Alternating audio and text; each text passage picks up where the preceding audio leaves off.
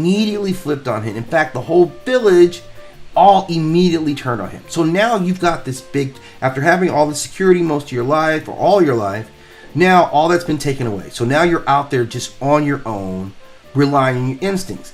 And then you see the other side of it, like, you know, Whitley and Gretchen.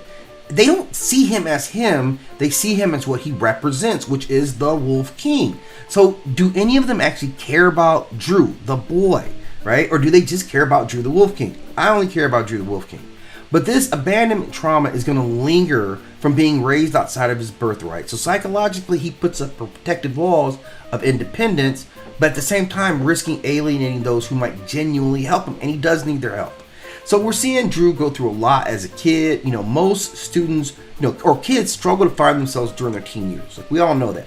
But he has to do it while he's being hunted, while he's being crowned, and while he's bleeding from all these attacks. And his arc is less about slaying his enemies and more about maturing as a person with all these things that are going on and not having this preparation.